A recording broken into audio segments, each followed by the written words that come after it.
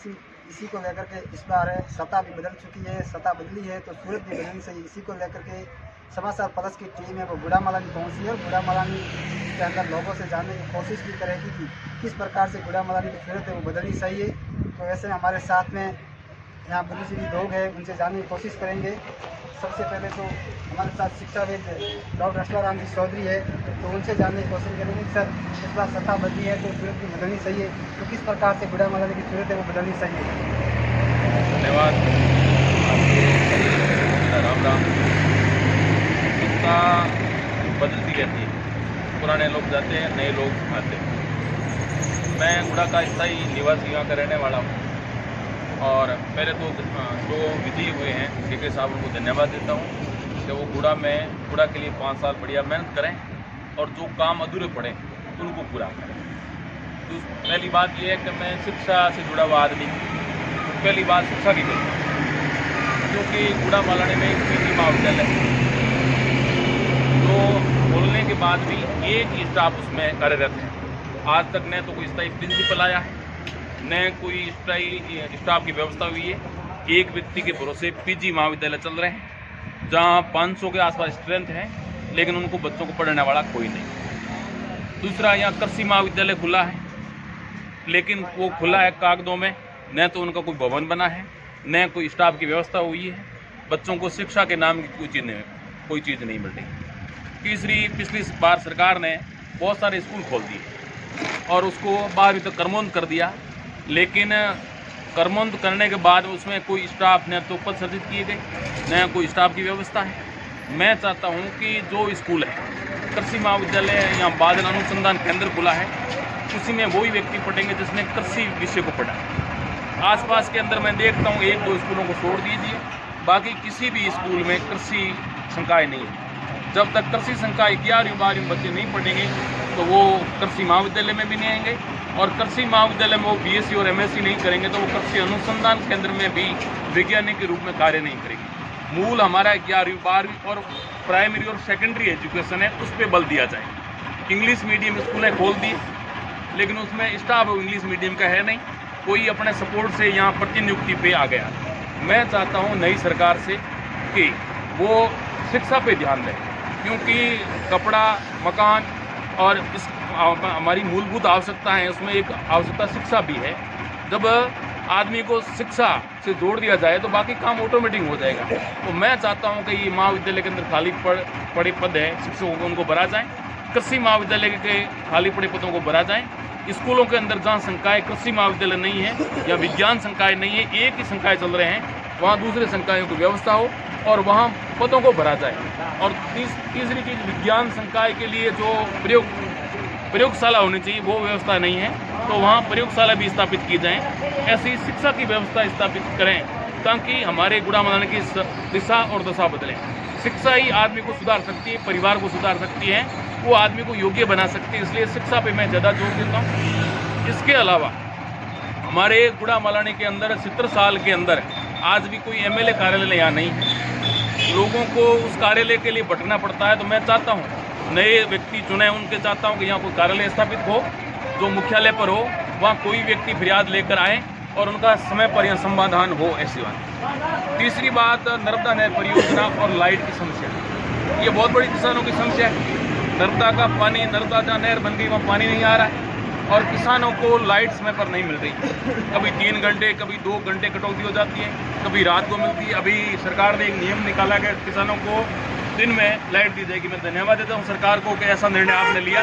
दूसरा, ये भी कहना चाहता हूँ कि ये जो लाइट आती है वो अनवरत रूप चलें, उसमें किसी तरह का बीच में रुकावट नहीं आए और दिन के समय किसानों को लाइट दी जाए, ताकि किसान के लिए लाइट और पानी दो बड़ी सबसे समस्याएं, इनकी नई सरकार पूर्ति करें। ऐसी बातें बाकी लोग भी हैं मेरे साथ, ये भी आपसे बात करेंगे और अपनी बात बताएंगे। मैं एजुकेशन जुड़ा हुआ, शिक्षा की बात बताई। धन्यवाद। तो ये थे हमारे साथ में शिक्षाविद डॉक्टर असलाराम चौधरी और इन्होंने शिक्षा को लेकर के पूरी बात बताई है। और भी हमारे साथ में कई लोग जुड़े हुए हैं, उनसे भी बात करने की कोशिश करेंगे कि किस प्रकार से सूरत है वो गुड़ा मलानी की बदल चाहिए, क्योंकि सत्ता तो है वो बदल चुकी है। तो ऐसे हमारे साथ युवा भी हैं, उनसे भी बात करेंगे। सरकार बदल चुकी है और हमारे विधायक साहब गुड़ा मलानी के जनता के विधायक हैं, उनसे हम उम्मीद रखते हैं और भाजपा सरकार से ये उम्मीद करते हैं कि आज दिन तक जो भी विधायक बना वो गुड़ा मालानी से डायरेक्ट जिला स्तर पर कोई बस नहीं है गवर्नमेंट की, और गुड़ा मालानी से राजधानी के लिए कोई गवर्नमेंट की बस नहीं है। तो मैं सरकार से उम्मीद करता हूँ और उम्मीद पर ज़रूर सरकार खरा उतरेगी कि हमारे गुड़ा मालानी विधानसभा क्षेत्र से जिला बाड़मेर के लिए और राजधानी जयपुर के लिए गवर्नमेंट बसें लगाई जाए, जिससे कि आम जनता आने जाने में सुविधा हो, क्योंकि प्राइवेट बसें वाले मनमानी करते हैं, अपने हिसाब से पैसे लेते हैं। तो सरकार की बसें हो तो आमजन के लिए अच्छी सुविधा रहेगी। और रही बात पीजी महाविद्यालय में, तो मैं सरकार से उम्मीद करता हूँ कि यहाँ पर सीटें कम है और सीटें स्थायी करने की जाए, और अभी 80 सीटों का सेशन है। तो मैं सरकार से अनुरोध करता हूँ कि 200 का 3 सेशन किया जाए, ताकि विद्यार्थी अच्छी तरह से पढ़ सके। और अभी तक यहाँ महाविद्यालय में एक आर्ट्स का ही फैकल्टी है। तो मैं सरकार से, भाजपा सरकार से उम्मीद करता हूँ, मुख्यमंत्री से और आला कमान से, कि गुड़ा मालानी क्षेत्र में विज्ञान संकाय गवर्नमेंट कॉलेज में उपलब्ध कराया जाए, ताकि लोगों को बाहर नहीं जाना पड़े, क्योंकि यहाँ आसपास कोई भी बाड़मेर है, बाड़मेर के सिवा कोई विज्ञान संकाय नहीं है। तो गुड़ा मालानी में होगा तो बच्चों का भविष्य अच्छा रहेगा। और रही बात गुड़ा मालानी मुख्य सड़कें जो अभी तक क्षतिग्रस्त हैं, गंदगी फैली हुई है, तो सरकार से अनुरोध है कि गुड़ा मालानी की गलियों में मुख्य सड़कें अच्छी तरह से व्यवस्थित हो, उनके आसपास नालियाँ हो, ताकि गंदा पानी व्यवस्थित रूप से गुड़ा मालानी से बाहर जा सके और गंदगी से बचाया जा सके।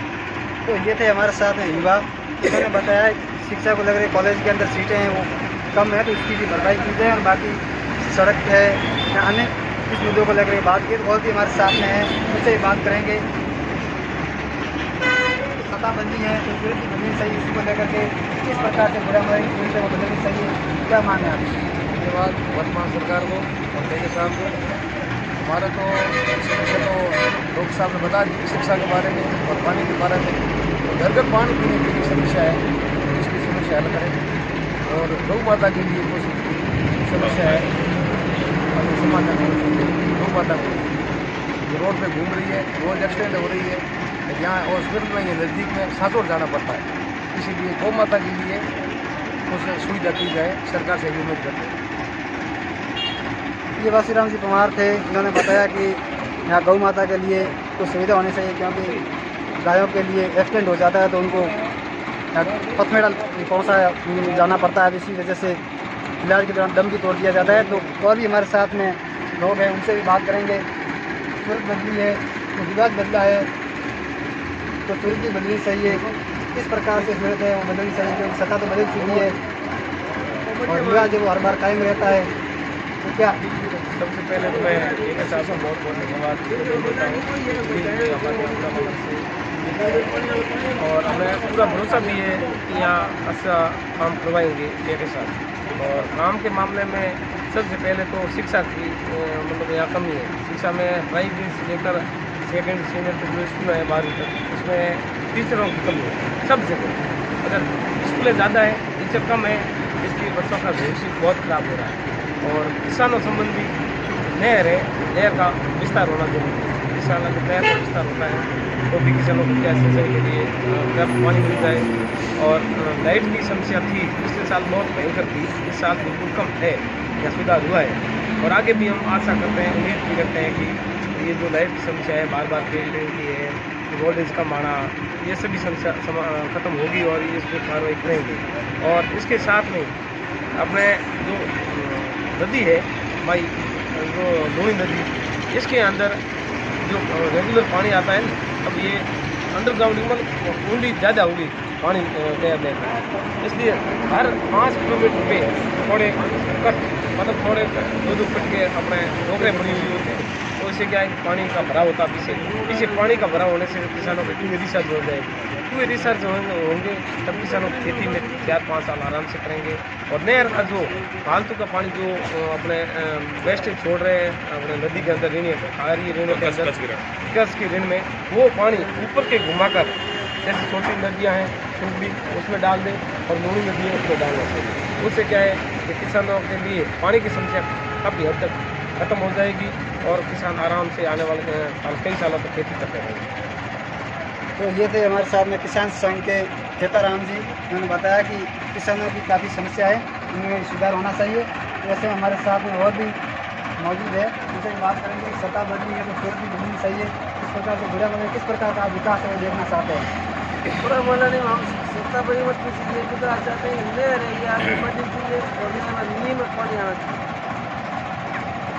और भी किसानों की क्या समस्या किसानों है? की समस्या है, लाइट है, पानी है, सड़क है, बिजली है, इन पर सरकार ध्यान दें और आगे बढ़ाए।